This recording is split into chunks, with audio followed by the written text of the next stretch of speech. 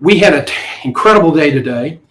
Market crashed, didn't completely crash, but there was a huge sell-off, 1,700 down 1,700. That's probably either the biggest or the second biggest crash, or down, not the crash, but the closing since the start of the pandemic. That's a big deal.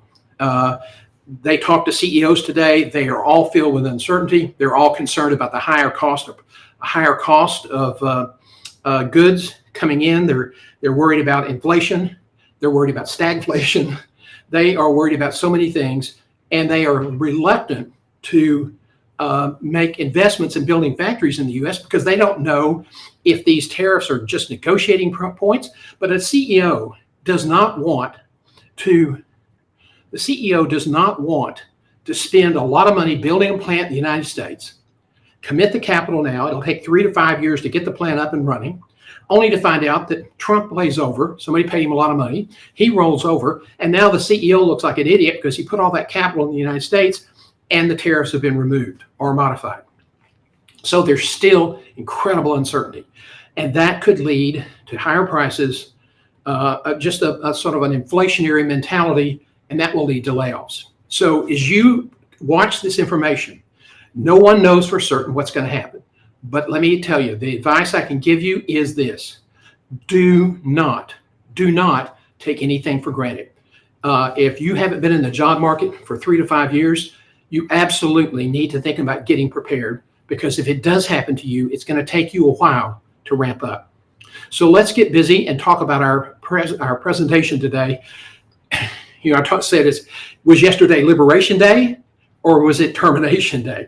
And I think it's true. The CEOs have freaked out today. Markets tanked. This uncertainty reigns over the business landscape in the U.S. And there's not a lot of good news tonight. Some of the Trump administration people are saying there's going to be some discomfort. There's going to be some tough times, but we'll come out on it on the other side. But if the tough times hit you, you have to be ready to respond today.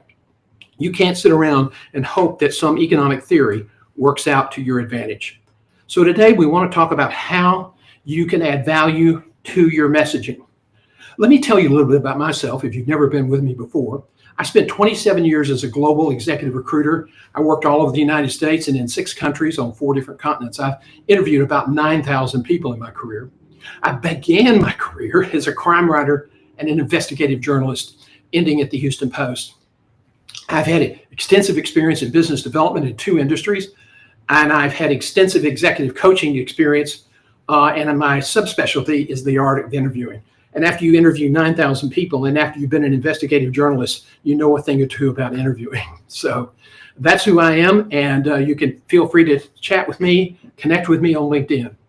So here's our hair on fire agenda today.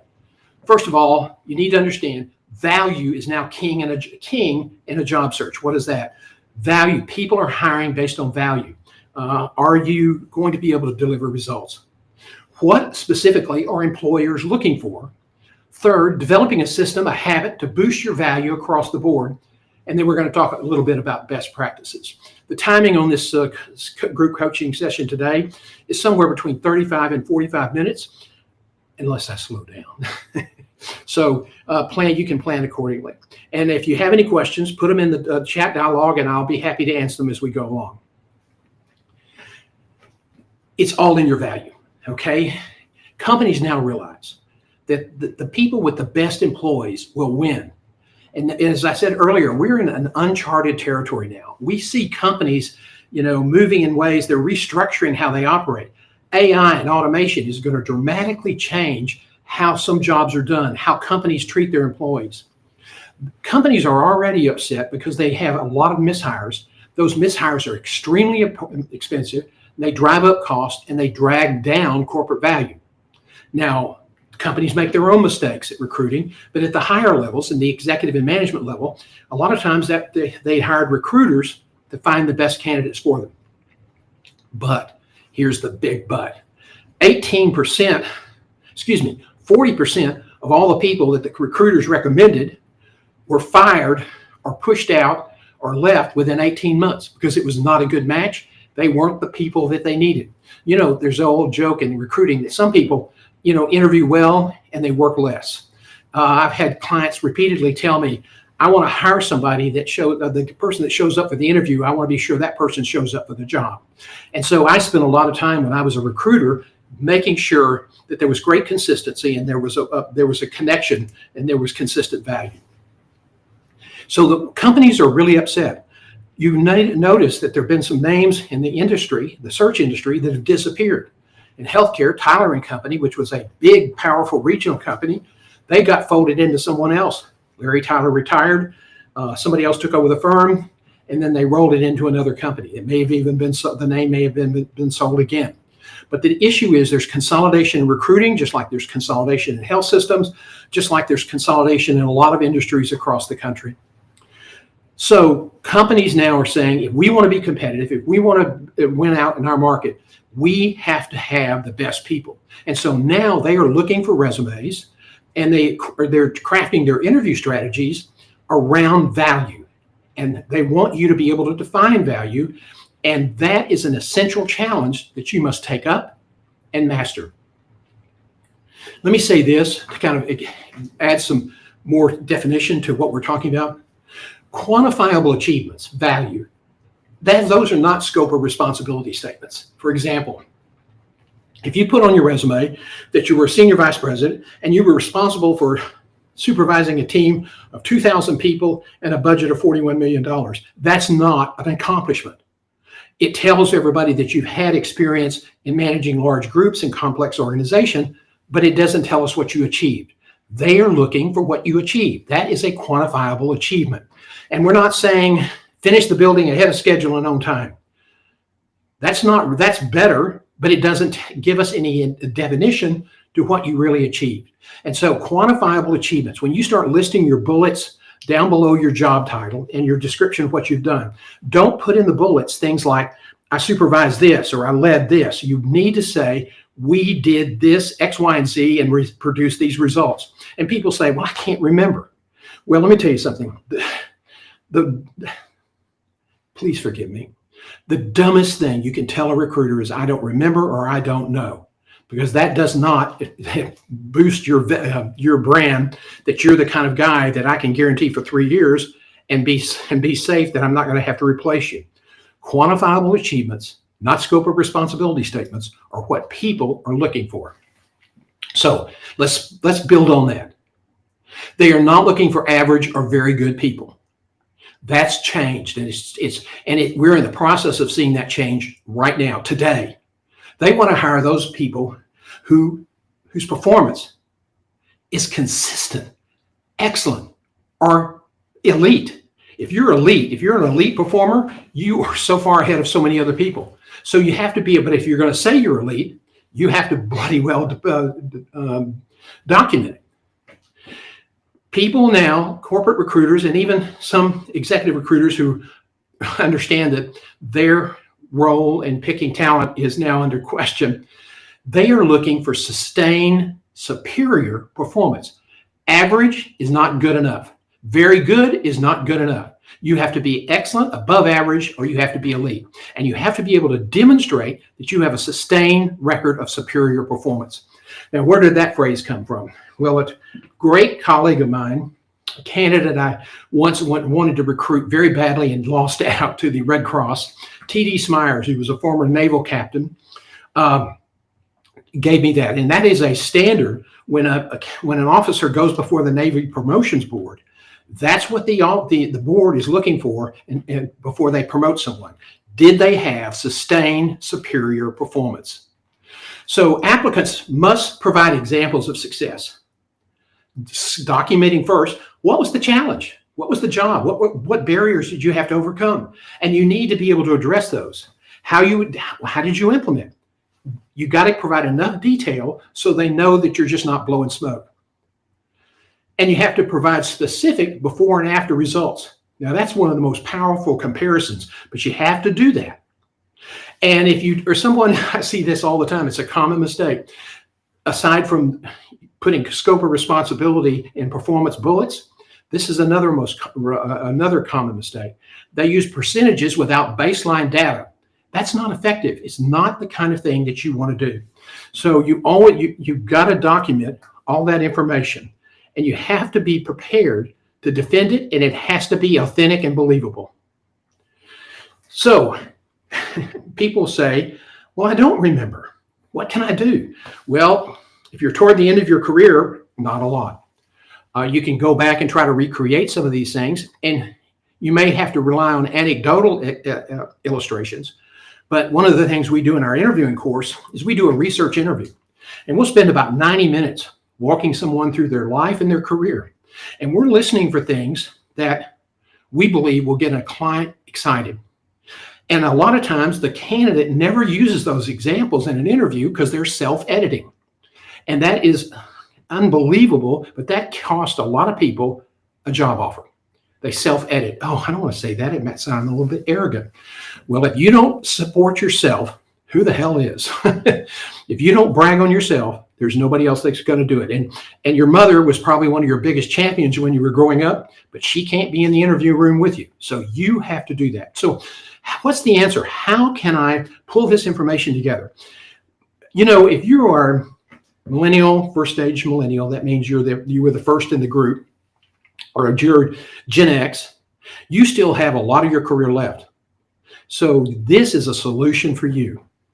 And you need to do this. You absolutely need to do this. It's an analog solution. Now you can use your computer, but it's a journal. You create a moving history of your interactions, your big decisions, your networking contacts, and you document specifics of your successes with quantifiable examples. You know, when you reduce turnover, people say that all the time. I said, okay, what was the net savings for the company? I don't remember. My God, you just wasted an opportunity to show that you are a superstar. You can't afford to waste those opportunities in this new job market. Now, you can repair that damage, and there's a way to do that. There's ways to do that, and we can show you how to do it. But you can't lie, and it's got to be authentic. But if you know that you reduced overtime or reduced turnover, there's a cash savings in that, and you have to be able to calculate it. Now, if you're still in the reason we encourage you, we recommend you, we beg you to do a journal is because that can be real-time documentation. You don't have to go back 3 months, 6 months, 5 years to remember this stuff. You do it in real time. It's all more accurate, it's more authentic, and it's got more detail. But if you reduced, we did a project in a hospital in Indiana, and they had an enormous turnover rate in nursing. And I thought, my gosh, that sounds horrible. And so I got some information from HR and figured out that the turnover rate was costing that organization $17 million a year. $17 million a year. And the CEO was making great strides at reducing that turnover. He'd probably cut it in half. But you know what? He never mentioned that in his board meetings, and he never mentioned that when he was out in the job market interviewing. That is a lost opportunity, because what is that? That's quantifiable value. If you reduced accounts receivable by 27%, from what to what? 27% of $100 is not a big deal. 27% of $30 million is a big deal. So you want to capture this information, and you want to think about how can you use this to promote your brand going forward. You have to document your successes with quantifiable examples. Now, the other thing that is helpful in keeping a journal, and that is reflective thinking. So it's a moving history, it's a documentation, and it's reflective thinking. So what are you saying, John? What the hell is that? Well, NFL teams, they have a plan, and they practice and they work on that plan before a big game. Same thing with baseball, basketball, all those, everybody has a plan, and they practice. Famous musicians like Itzhak Perlman and others, before they have a big concert, they know the music by heart, but they still go through it because they think about how they can improve it. They're always challenging themselves. They always want to brush up on their technique. And so they rehearse before a big concert. What do executives do? Golf, go play golf. That doesn't help you become a better leader. Reflective thinking is your rehearsal. Let me explain that in a different way. Besides the fact that the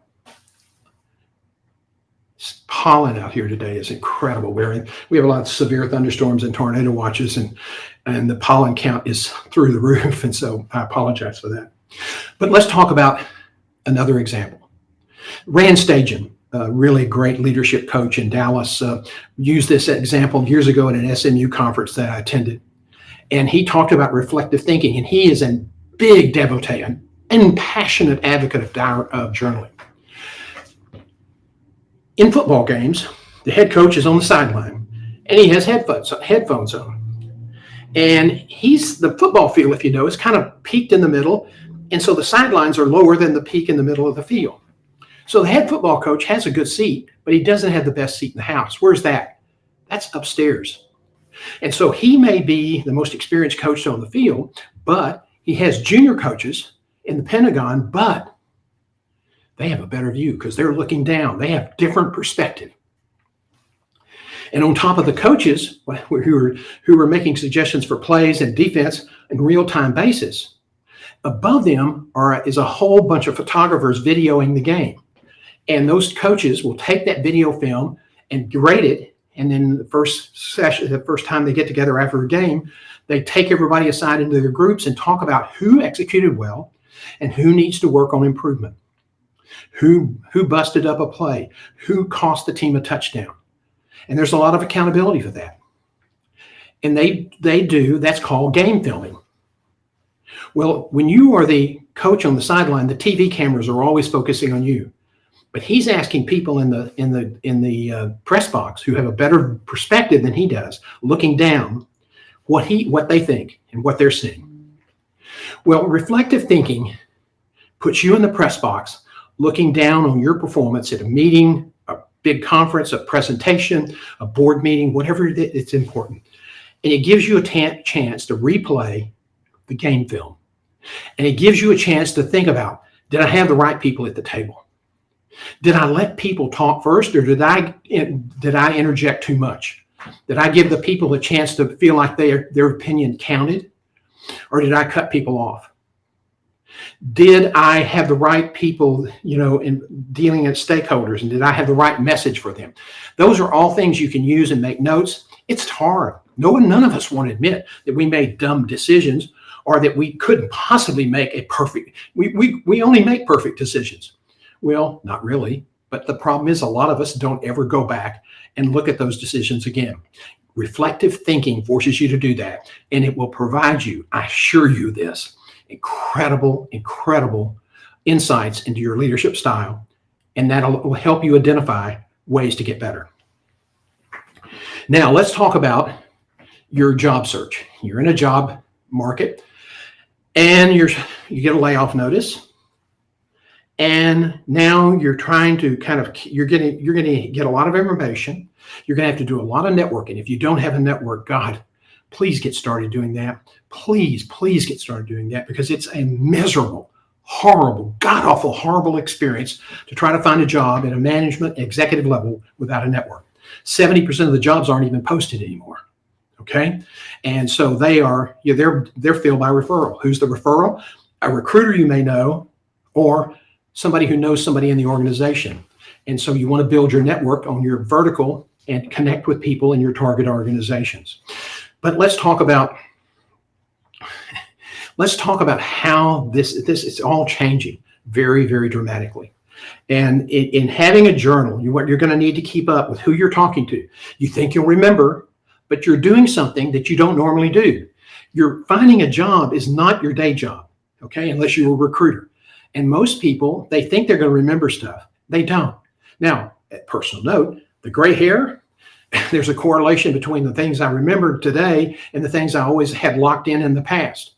So I write a lot of things down. But you need to write things down and make notes because you think you'll remember, but you don't. Somebody may say, oh, yeah, I know Bob. He knows so-and-so at this hospital or this clinic or this retail operation or whatever. And you can make that note and make that connection and develop it. Get a business intel and find out if that person can help you. It keeps a record. Now, you want to build your own network and you want to have your own career plan, and those two need to be aligned. And we've written a lot about that and talked a lot about that. And if you haven't thought about it, please go to one of our group coaching sessions and look that up, because it's really, really, really important today. But you need to collect all this information, and you need to build a network. Somebody says to me, oh, my wife and I had our anniversary last night. Make a note of that. Look for their birthdays, because a lot of times LinkedIn will tell you when their birthdays are. And on their Facebook page, they'll probably share more personal information. Make notes of that. Why? Because contacts don't refer you to a job. Relationships refer you to a job. And so it's really important to build that base database loaded chock-a-block with information. You won't remember it, so write it down. The other thing you're going to have to deal with is a whole hell of a lot of rejection. I wish it weren't so, but that just wouldn't be authentic of me to say that. You're going to have to deal with a lot of that. And so you're going to need to be able to think about how you will deal with that. When you journal, you're basically developing a system to capture information, to capture intelligence, to reflect on your performance, how you can be better, and you use it to build good habits. You have gratitude. Every day you're in a job search. I try to get my clients to think about every morning they get up and write down 3 things you're grateful for. Why? Because you're going to feel so bad some days that gratitude journaling may be what lifts you up. And you can't afford to get, as an old friend of mine from North Carolina used to say, a doctor, infectious disease doctor, you can't afford to allow yourself to become lower than hammered whale poop. That was his great line, first time I'd ever heard it in my life. But that happens. There's only so much disappointment your spouse, your partner, whatever, can take. And looking for ways to be grateful is a way to help lift yourself up. Now, one of the things I tell my clients is I'm your safety valve. If everybody's tired of listening to you, call me. I'll listen to you, because I've been there. I understand what it's like. I understand the depths.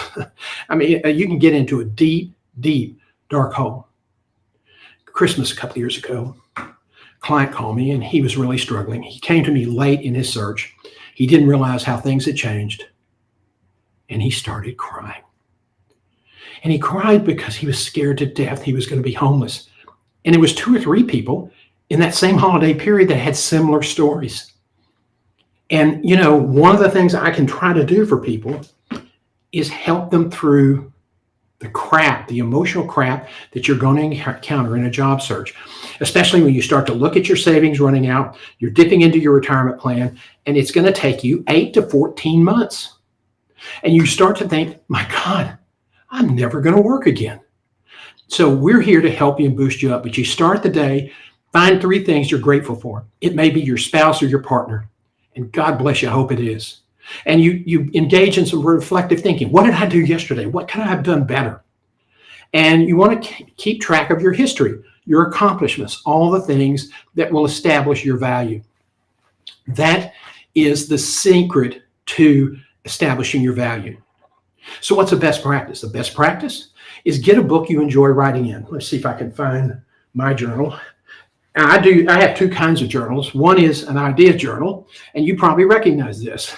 They are called wide rule sheets that people use in college or writing classes.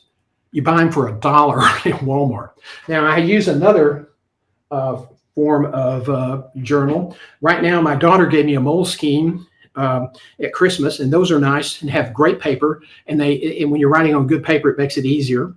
I also use one that is a gray book, and it's great. It's cheaper than Moleskine, and that's kind of my preferred deal.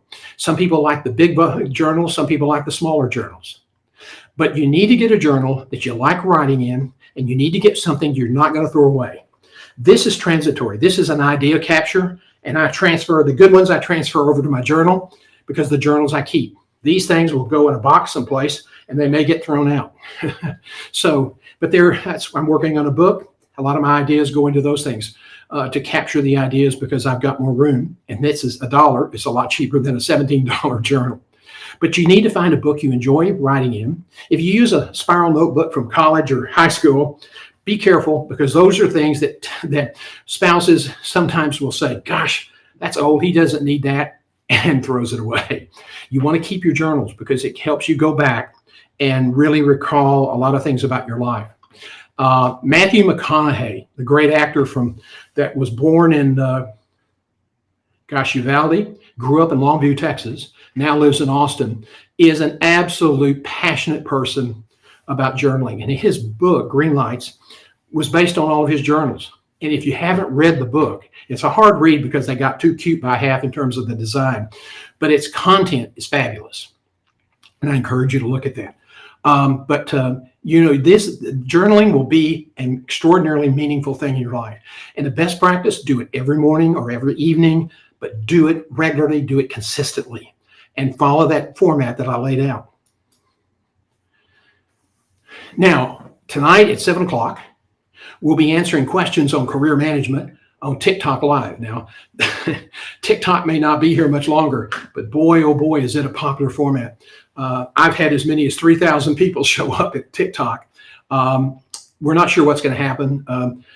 If they think they're going to force China to do something, a lot of people are betting that the Chinese premier will just say no and shut it down, and not because he doesn't want to look like he's caved to President Trump. It's an extraordinarily important platform, and it's helped a lot of people build their business. But the law that passed and the Supreme Court upheld said if it continues, it can't have any Chinese code. So there's a problem with that. So we're not sure how much longer it's going to be around, but it's a great way to, if you're a small business person, it's a great way to build visibility. So tonight at 7 o'clock, for about 45 minutes, I'll be answering questions. Next Tuesday, we have Lunch and Learn at noon at Central Time, and then Thursdays at 4 p.m., office hours, 4 p.m. Central Time. At noon on Thursday, I also do Instagram Career Live, and I answer questions. So we're happy to help you any way we can. Now, I want to encourage you to pay attention to our membership program. This coaching session today was free, and they have been free for a while, and there are a lot of the past programs and past coaching sessions are on my YouTube page, and you can go back and find subjects that you're interested in and replay them. They're not designed to be TV quality. They're designed to provide information in a reasonably clear and concise manner. And so like today, I started talking for about 15 minutes and didn't have the mic turned on. So I'll have to take this down and reload it and then put it back up on YouTube tonight in an edited format. But it is something we really enjoy doing, and it is a way to help people. You can become a member after, I think, May 31st or June 1. We keep pushing it back. When we hit a membership target point, these programs will not be free anymore. They will be members only. Our membership allows you 2 free coaching sessions a week live. It allows you 4 30-minute coaching calls with me every month. It allows you to buy our premium coaching services for a 40% discount, and you get a free subscription to our daily newsletter. And it's $79 a month. There's no contract. If you don't like it, you can stop immediately. And our goal is to try to provide you value. We hope you'll consider it. It's johngself.com. You go to the webpage. On the right side of the webpage, there's a little ribbon. It says check your, click here to go to the membership page. And I think that it'll give you all the information you need. So we hope you'll consider being a member. And we have a lot of other premium coaching packages there as well.